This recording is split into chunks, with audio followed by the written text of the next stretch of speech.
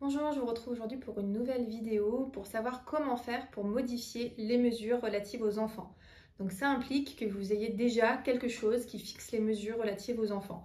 Un jugement de divorce, éventuellement une séparation qui a donné lieu à une première décision de justice. Vous avez des choses qui sont prévues par le juge ou par une convention parentale, mais aujourd'hui ça ne vous convient plus et vous vous demandez comment faire pour modifier ces mesures. La première chose à se demander, c'est donc est-ce que c'est possible de modifier les mesures relatives aux enfants? Parce que quand on a une décision de justice, quand on a une convention parentale, on peut avoir tendance à penser que ça s'applique ad vitam aeternam, jusqu'à ce que les enfants soient indépendants. En réalité, tout ce qui concerne les mesures relatives aux enfants sont modifiables. Déjà, si on y réfléchit, par exemple, si vous avez mis en œuvre des choses pour les enfants alors qu'ils étaient âgés de 4, 5 ans et qu'aujourd'hui ils ont 15 ans, leurs besoins ne sont pas du tout les mêmes, la situation des parents ne sont pas du tout les mêmes, et donc ça peut justifier qu'il soit nécessaire de modifier les mesures les concernant. Donc oui, c'est possible de modifier les mesures relatives aux enfants. Alors, qu'est-ce qui va justifier qu'on puisse modifier ces mesures? Eh bien, tout simplement, c'est l'existence d'un élément nouveau.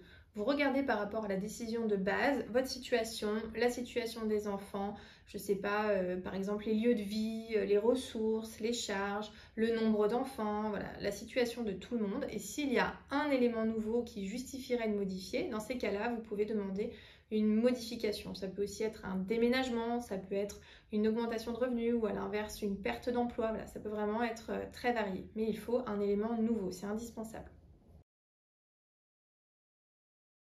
Donc, qu'est-ce qu'on va pouvoir modifier? Absolument tout ce qui concerne les enfants. Donc là, je mets déjà un petit warning par rapport au jugement de divorce ou aux conventions de divorce. Bien entendu, vous ne pourrez pas revenir sur les mesures convenues entre vous, entre les ex-époux, prestations compensatoires, liquidation, voilà, toutes les mesures qui vous concernent. Là, on n'a pas de modification en cas d'élément nouveau. Là, je vous parle vraiment de tout ce qui est relatif aux enfants. Donc, qu'est-ce qu'on va pouvoir modifier? Imaginons un déménagement. Il va falloir peut-être changer le lieu de résidence de l'enfant. Est-ce qu'avant on était en résidence alternée? C'est peut-être plus possible. Ou à l'inverse, il y en a un qui va habiter très loin et l'autre va vouloir bouger le lieu de résidence.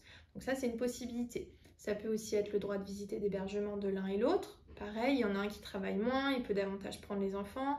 Ou à l'inverse, il y en a un qui travaille beaucoup plus, il ne pourra plus les prendre pendant les périodes scolaires, un éloignement à nouveau, etc. Il y a tout ce qui concerne également la contribution à l'entretien et à l'éducation des enfants. De la même manière, celui qui verse a une augmentation très importante de revenus et donc on peut envisager une hausse, ou à l'inverse, l'autre a perdu son emploi. Voilà, vous avez compris qu'en gros, tout est modifiable en ce qui concerne les enfants. Alors vous demandez sûrement comment on fait d'un point de vue pratique, maintenant que oui, je remplis toutes les cases et que effectivement je pense pouvoir modifier les mesures, comment je procède?